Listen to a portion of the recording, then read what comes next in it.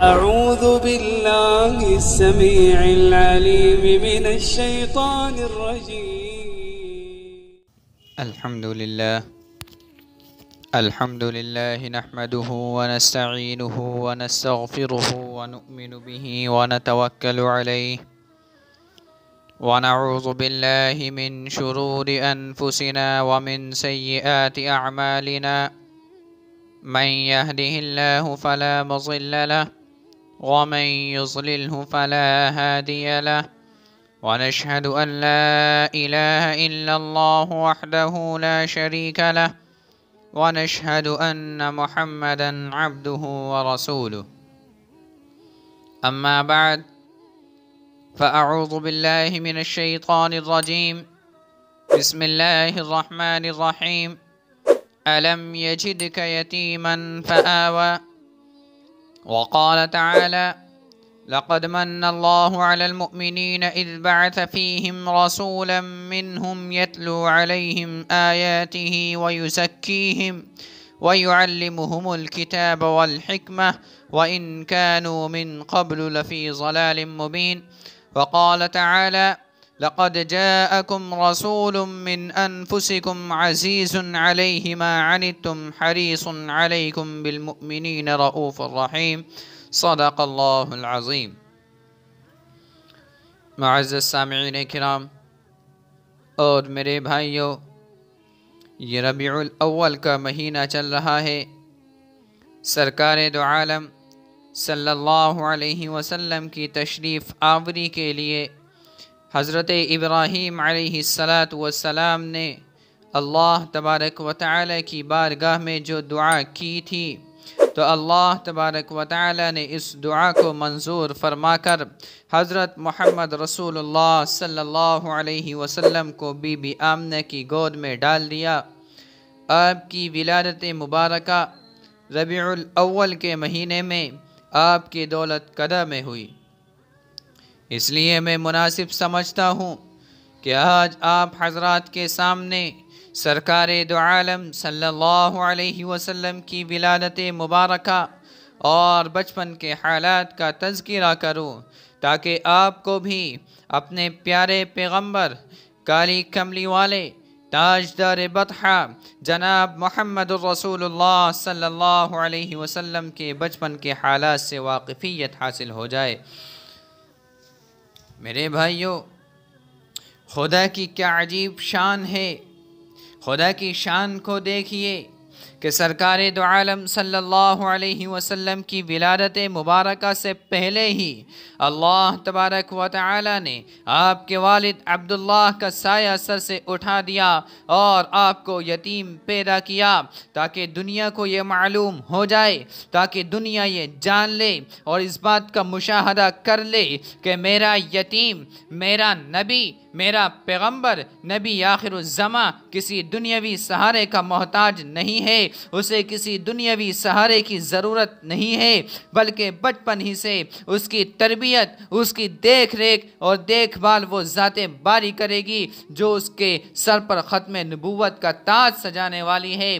کسی نے کیا خوب کہا ہے: پیدا ہوئے تو باپ کا سایہ اٹھا دیا، پیدا ہوئے تو باپ کا سایہ اٹھا دیا، گھٹنوں چلے تو دادا عدم کو روانہ تھا، چلنے لگے تو مادر و عم ہو گئے جدا، چلنے لگے تو مادر و عم ہو گئے جدا، ہر ایک سایہ سر سے یوں اٹھتا چلا گیا، سائے پسند آئے نہ پروردگار کو، سائے پسند آئے نہ پروردگار کو، بے سایہ کر دیا اس سایہ دار کو. میرے بھائیوں، آپ بتائیے اور دیکھیے، آپ نے بارہا دیکھا ہوگا کہ ماں اور باپ دنیا کے سب سے بڑے سہارے سمجھے جاتے ہیں.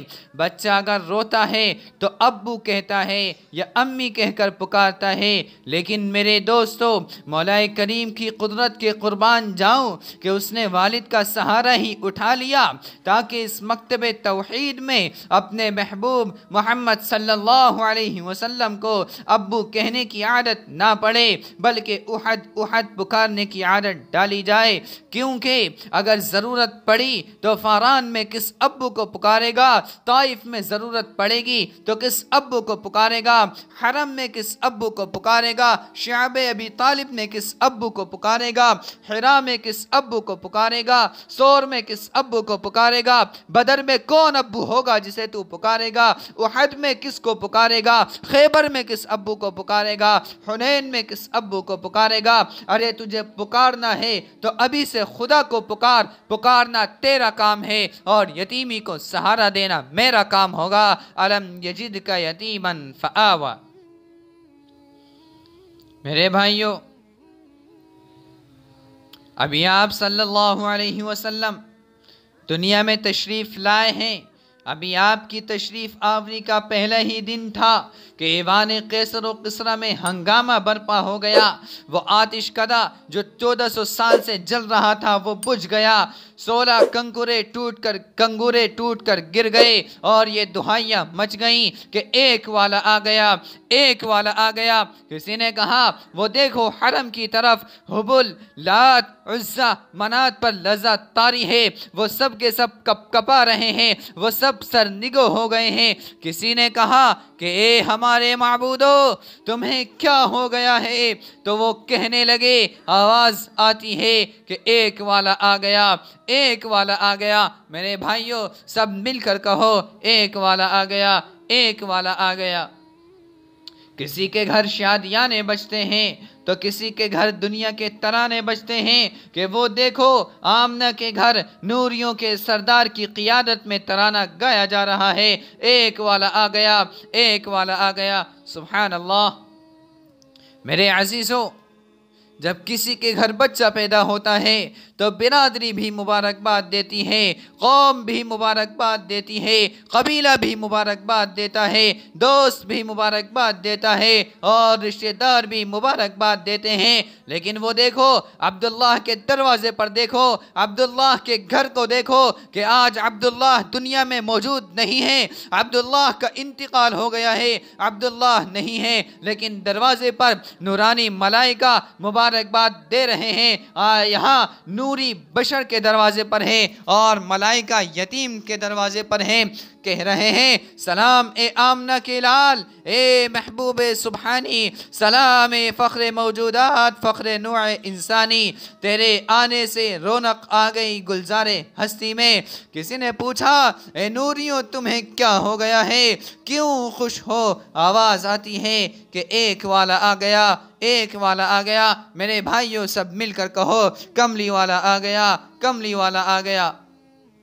اب حبل ٹوٹے گا، لات ٹکڑے ٹکڑے ہوگا، اب عزہ خاک بسر ہوگا، منات منہ کے بل گرے گا۔ اب لنا عزہ ولا عزہ لکم کا جواب فضا میں گونجے گا، لنا مولا ولا مولا لکم، ایک والا آ گیا، ایک والا آ گیا۔ میرے بھائیوں، حضور صلی اللہ علیہ وسلم کے حوارے میں ہیں، حضرت آمنہ بیان کرتی ہیں کہ میرا بچہ بول تو سکتا نہیں لیکن انگشت شہادت سے کچھ اشارے کر رہا تھا۔ وہ اشارہ کیا تھا؟ وہ اشارہ تھا اشہد ان لا الہ الا اللہ و اشہد ان محمد رسول اللہ صلی اللہ علیہ وسلم۔ معزز سامعین کرام، حضرت آمنہ حضور صلی اللہ علیہ وسلم کی والدہ ماجدہ ہیں۔ آمنہ کا دل ایک ماں کا دل تھا، اس عظیم مسرت کے ساتھ کچھ درد میں بھی ڈوبا ہوا تھا، کچھ غم کی تصویریں بھی سامنے تھیں، کچھ اپنی بے بسی انہیں تڑپا رہی تھی۔ وہ درد و غم اور سوچ کیا تھی؟ وہ سوچ یہی تھی کہ کاش آج عبداللہ زندہ ہوتا، وہ خوشیوں سے پھولا نہ سماتا، وہ اپنے فرزند کو بار بار سینے سے لگاتا، وہ اس کے چاند سے چہرے کو بار بار چومتا، وہ اس کے لیے خوشبوئیں لا کے دیتا، وہ اس کی مسرتوں کو اور دوبالا کر دیتا، وہ اس کے سامنے کھلونوں کے ڈھیر لگا دیتا، وہ اس کو بنا سوار کر مکے کی گلیوں میں لے جاتا، وہ اس کے حسن کے جلوے دوستوں کو دکھاتا۔ وہ معصوم بچہ کبھی اپنے ابا کی انگلی پکڑ کر اور کبھی اس کا ابا اسے اپنے کندھے پر بٹھا کر باہر لے جاتا اور میں اپنے بچے کی راہ تکا کرتی تھی۔ یہ تصورات تھے ایک بے کس ماں کے تصورات، ایک بے بس عرب خاتون کے تصورات، آمنہ کے تصورات، انہی تصورات میں کھوئی ہوئی اچانک سے پکار اٹھی، اچانک سے کہنے لگی کہ کون میرے ننھے سے چاند کے لیے کھلونے لائے گا، کون میرے جگر پارے کی انگلی پکڑ کر چلایا کرے گا، کون اس کی یتیمی کا سہارا بنے گا۔ آواز آتی ہے کہ آمنہ تو فکر نہ کر، اس کا فکر کرنے والا موجود ہے، اگر یہ بچہ کھلونا مانگے گا تو چاند کو کھلونا بنا دوں گا، درختوں کو انگلی کے اشارے سے نچا دوں گا، پتھروں سے سلامی دلا دوں گا، انگلیوں سے پانی کے چشمے بہا دوں گا، اگر سونے کو دل کرے گا تو اسے حتیم میں لٹا دوں گا، اور اگر سیر کو دل کرے گا تو معراج پر بلا لوں گا۔ الم یجد کا یتیما فآوا۔ سبحان اللہ۔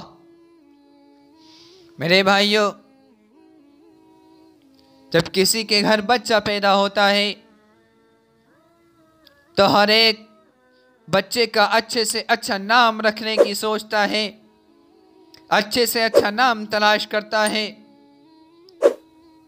تو پھر آقائے مدنی جناب محمد الرسول اللہ صلی اللہ علیہ وسلم کا نام کیوں نہیں رکھا جاتا؟ اس کا پس منظر کیا تھا؟ آئیے دیکھتے ہیں۔ عبد المطلب آتے ہیں اور آمنہ سے کہتے ہیں کہ آمنہ جواب دیتی ہیں جی، پوچھتے ہیں کہ بیٹے کا کوئی نام سوچا کیا؟ پوچھتے ہیں کوئی نام سوچا؟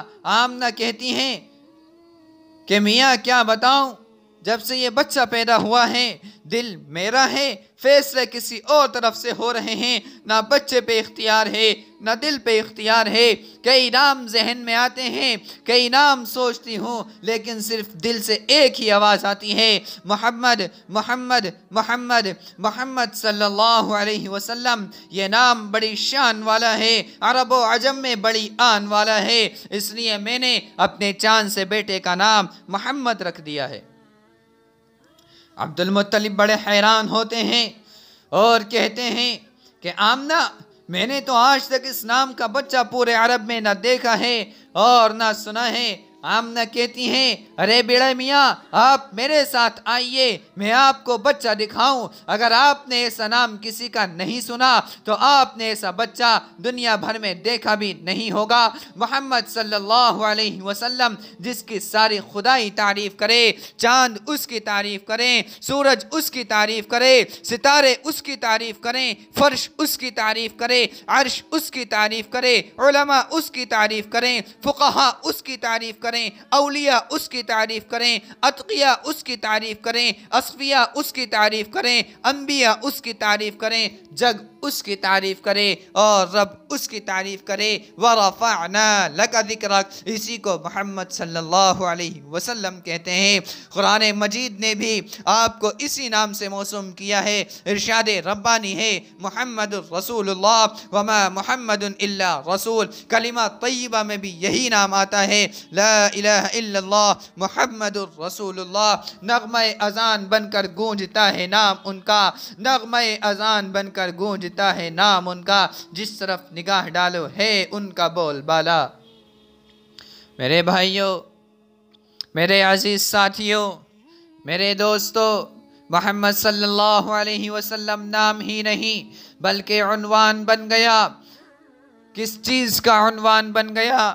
حضور صلی اللہ علیہ وسلم کے تمام محاسن کا، یوں سمجھ لیجئے کہ تمام محاسن کا ایک گلدستہ بنایا جائے، اس میں آدم علیہ السلام کی نجات بھی ہو، نوح علیہ السلام کی لطافت بھی ہو، ابراہیم علیہ السلام کی خلت بھی ہو، ایوب علیہ السلام کا صبر بھی ہو، یعقوب علیہ السلام کا غم بھی ہو، یوسف علیہ السلام کی استقامت بھی ہو، عیسیٰ علیہ السلام کی نظامت بھی ہو، سلیمان علیہ السلام کی سیاحت بھی ہو، اور ان کا ایک گلدستہ بنا کر رکھ دیا جائے اور عنوان دے دیا جائے محمد صلی اللہ علیہ وسلم، تو بیک وقت تمام رنگ، تمام خوشبوئیں، تمام خوبیاں اس سے مہکیں گی، اور محمد الرسول اللہ صلی اللہ علیہ وسلم ان تمام صفات جمالی و جلالی کے مظہر کامل ہوں گے۔ سبحان اللہ۔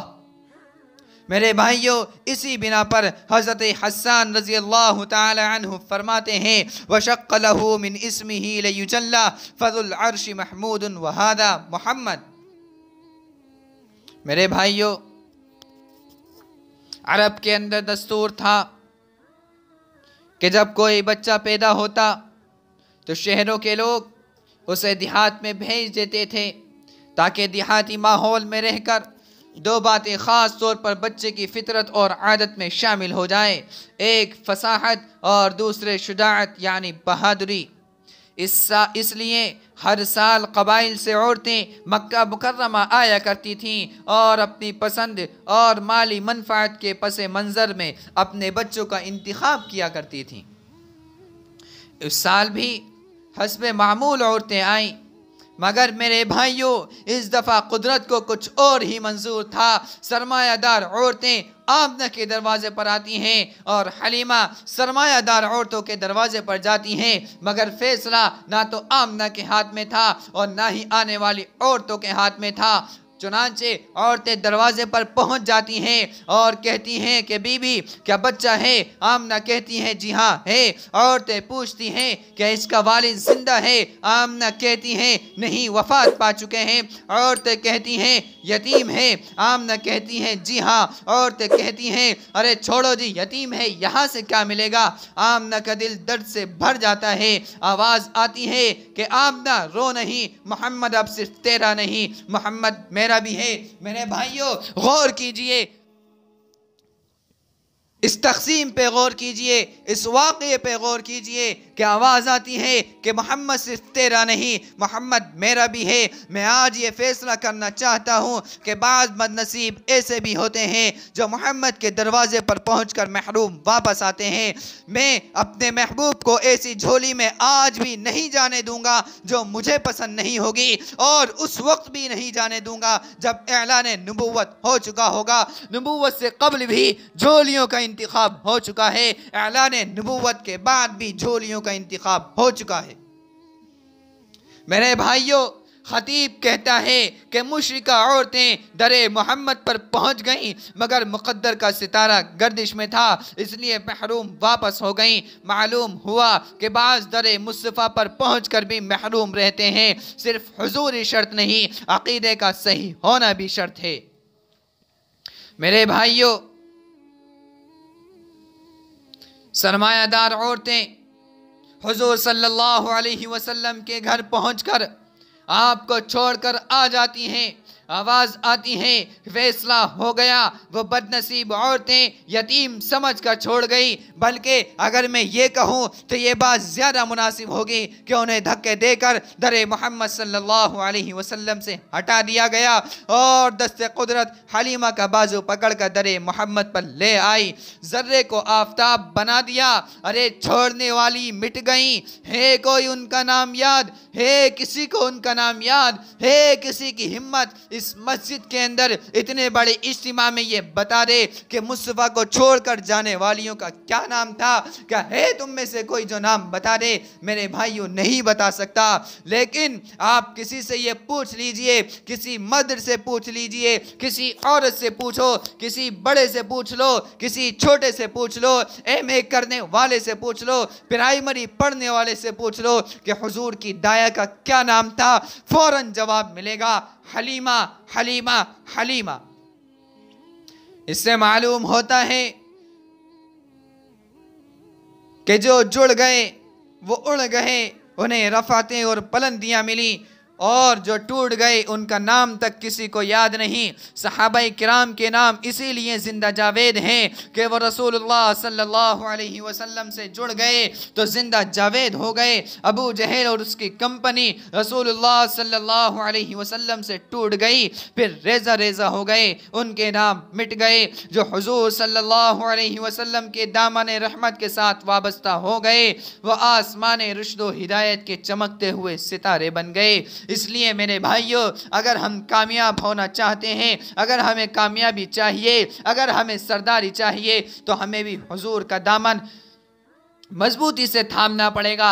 हमें हुजूर की सुन्नतों पर चलना पड़ेगा, हुजूर की सुन्नतों को ज़िंदा करना पड़ेगा, हुजूर की ज़िंदगी को अपनाना पड़ेगा, हुजूर से अपने आप को जोड़ना पड़ेगा। हमें भी रफ़ातें और बुलंदियाँ मिलेंगी।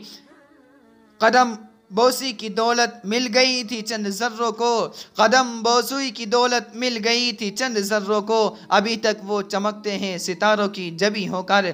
मेरे भाइयों, हलीमा आमना के दरवाजे पर दस्तक देती हैं, अंदर से आवाज़ आती है, कौन? हलीमा कहती हैं, मैं हलीमा हूँ। आमना कहती हैं, क्यों बीबी, कैसे आई हो?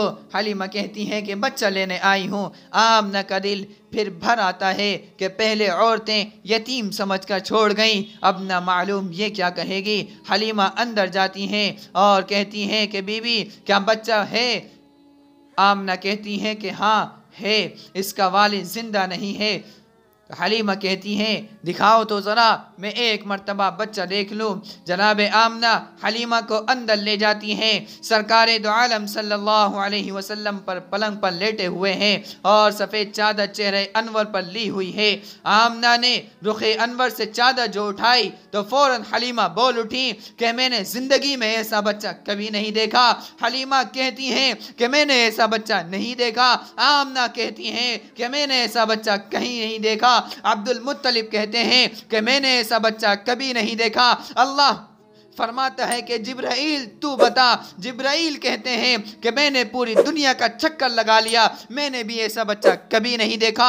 मेरे भाइयों, खतीब कहता है, मैं कहता हूँ कि तुम क्यों बहस कर रहे हो? अरे तुम कहाँ से देख लेते? खुदा ने ऐसा बच्चा पैदा किया होता तब देखते ना। खुदा ने ऐसा बच्चा इससे पहले पैदा ही नहीं किया। वो खालिकियत में बेमिसाल है और ये बशरियत में बेमिसाल है।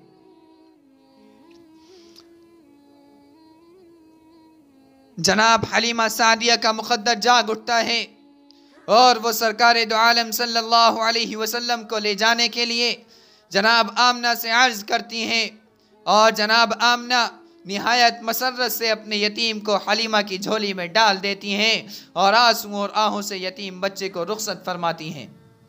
मेरे भाइयों, ज़रा गौर कीजिए, आगे के हालात को देखिए, नबी अकरम सल्लल्लाहु अलैहि वसल्लम की बरकतों को देखिए कि जनाब हलीमा सादिया हुजूर को गोद में लेकर बाहर आती हैं तो खाविंद जो पहले से सवारी लेकर इंतज़ार में खड़ा हुआ था कहता है कि हलीमा कुछ मिला? कहती है हाँ, कुछ नहीं, सब कुछ मिल गया। वो पूछता है क्या यतीम है? फरमाया यतीम नहीं, दुर्र यतीम है। हलीमा गनी हो गई। खाविंद ने कहा अच्छा जल्दी करो, सवार हो जाओ, तुम्हारी सहेलियाँ बच्चे लेकर जा चुकी हैं और वो जाते जाते ये पैगाम दे गई हैं कि हम तुम्हारा इतनी देर इंतज़ार नहीं कर सकते, तुम आहिस्ता आहिस्ता आ जाना। ये सुनने के बाद हलीमा फ़िक्रमंद हो जाती हैं तो आवाज़ आती है कि हलीमा तू फिक्र ना कर, मोहम्मद का काफ़िला और होता है, छोड़ने वालों का काफ़िला और होता है। हलीमा के पास एक नजीफ व नातवा सवारी है, दुबली पतली कमज़ोर कि जिसके वजूद से हलीमा की गुर्बत व इफलास का नक्शा नुमाया होता है। खाविंद सवारी के आगे बैठ जाता है और हलीमा हुजूर को गोद में लेकर सवारी के पीछे बैठ जाती हैं। खाविंद सवारी को चलाता है लेकिन वो चलती ही नहीं, बहुत ज़ोर लगाता है, नहीं चलती। आखिर आवाज़ आती है कि ए तू जितना मर्जी चाहे ज़ोर लगा ले, जब तक शाह सवार आगे नहीं आएगा सवारी नहीं चलेगी। हुजूर सल्लल्लाहु अलैहि वसल्लम को आगे गोद में लिया गया तो वह सवारी जिससे चला नहीं जाता था तेज़ गाम बन गई। वह सहेलियाँ जो मीलों की मसाफत कर गई थीं उनसे चंद साअतों में जा मिली। सहेलियाँ हैरान हो जाती हैं, अरे हलीमा तू? हलीमा कहती हैं हाँ मैं। अरे ये सवारी इस कदर तेज़ रूह कहाँ से लाई? कहती हैं कि वही है जो पहले मेरे पास थी, कोई बदली बदली नहीं है। हलीमा बातें कर रही हैं और सवारी आगे बढ़ रही है। और सहेलियाँ कहती हैं कि हलीमा सवारी को रोक तो सही, अरे बात तो सुन। कहती हैं कि सहेलियों पहले बाग मेरे हाथ में थी, अब बाग मेरे यतीम के हाथ में है। खतीब कहता है पहले बाग हलीमा के हाथ में थी, अब बाग भाग वाले के हाथ में है। ये बाग جب بھاگ والے کے ہاتھ میں ہے تو سواری پیچھے رہ نہیں سکتی۔ ارے خطیب کو کہنے دو، خطیب کو کہنے کی اجازت دو۔ حضور صلی اللہ علیہ وسلم حلیمہ کی سواری پر سوار ہوئے، حلیمہ کی سواری سب سے آگے، براق پر سوار ہوئے، براقوں سے آگے ہجرت کی رات صدیق اکبر رضی اللہ تعالی عنہ کے کندھوں پر سوار ہوئے۔ صدیق اکبر رضی اللہ تعالی عنہ صحابہ کرام رضوان اللہ تعالی علیہم اجمعین سے آگے۔ سبحان اللہ۔ جناب حلیمہ سعدیہ حضور صلی اللہ علیہ وسلم کو اپنے گھر کی طرف لے کر جا رہی ہیں اور دل میں یہ سوچتی ہیں کہ دودھ کا کیا انتظام ہوگا، سلاؤں گی کہاں۔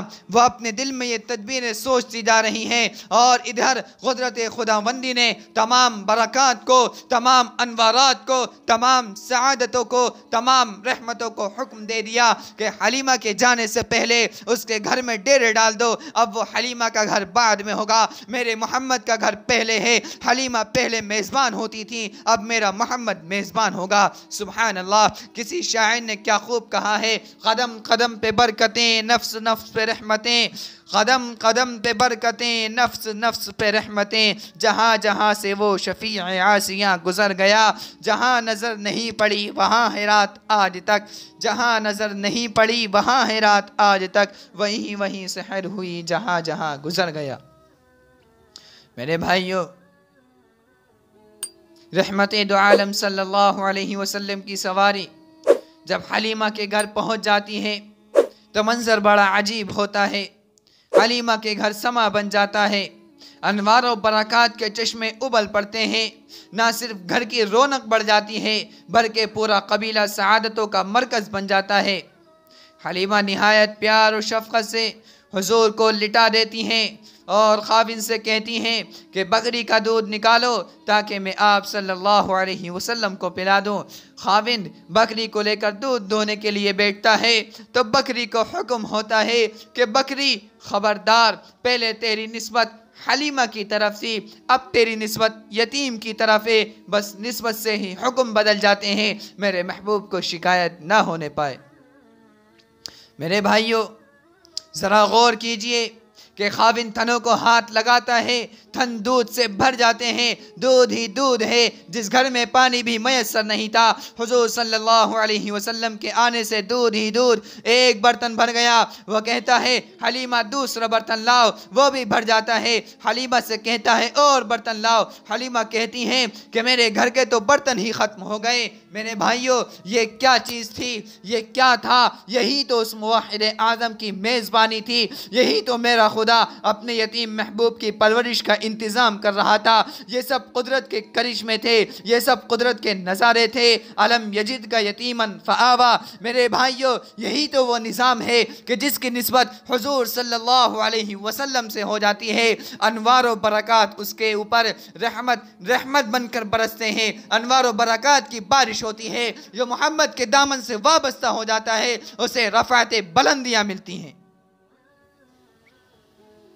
حضرات گرامی، حلیمہ کے گھر میں ایک عجیب رونق پیدا ہو گئی۔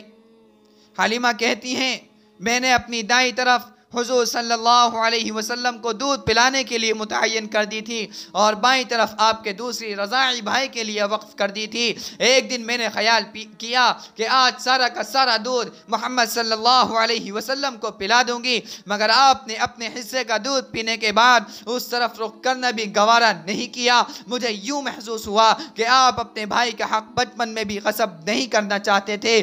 تو میرے بھائیوں، جو محمد صلی اللہ علیہ وسلم اپنے بھائی کا حق بچپن میں غصب نہیں کرتا، وہ عالم شباب میں جبکہ اعلان نبوت کر چکا تھا، علی کا حق کیسے غصب کر کے صدیق اکبر کو کس طرح دے سکتا تھا؟ سبحانک ھذا بہتان عظیم۔ معلوم ہوا کہ یہ تقسیم محمد صلی اللہ علیہ وسلم بھی طے شدہ ہے۔ اول نمبر والے کو اول خلافت دے دی، چوتھے نمبر والے کو چوتھی خلافت دے دی۔ میرا مصطفیٰ حق چھیننے نہیں بلکہ حق والے کو حق دینے کے لیے آیا تھا صلی اللہ علیہ وسلم۔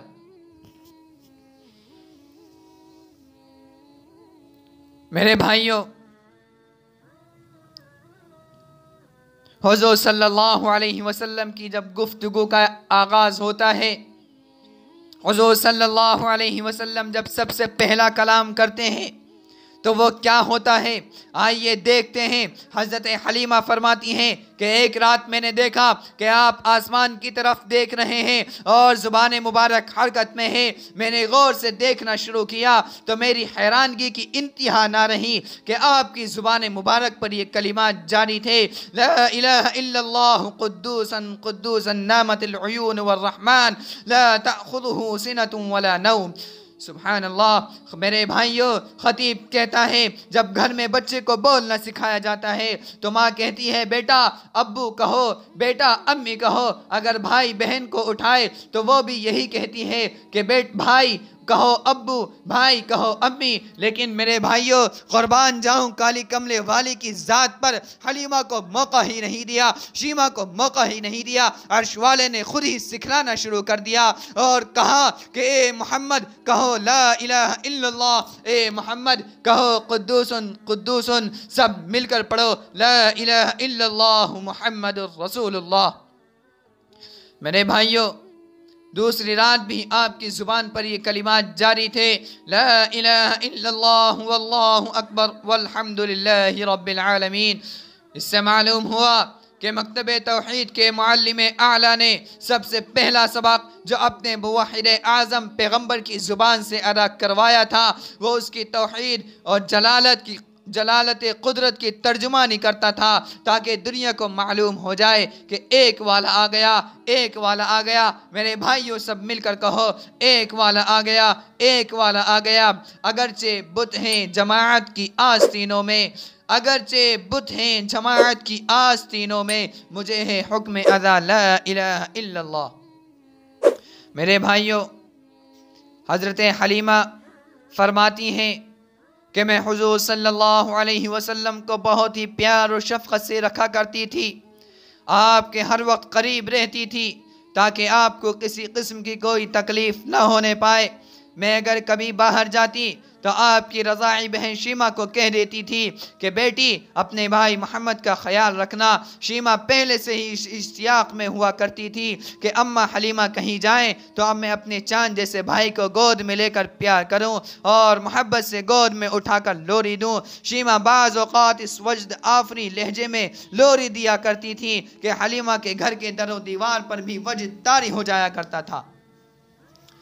شیمہ حضور صلی اللہ علیہ وسلم کو گود میں لے کر لوری دیا کرتی تھی اور لوری کا ترانہ کچھ یوں ہوا کرتا تھا کہ اے ہمارے پروردگار محمد صلی اللہ علیہ وسلم کی زندگی دراز فرما، یہاں تک کہ میں اس کو صحت مند اور جوان بھائی دیکھوں، پھر میں اس کی سرداری اور قیادت دیکھوں اور اس کے دشمنوں اور حاسدوں کی جڑیں اکھاڑ دے۔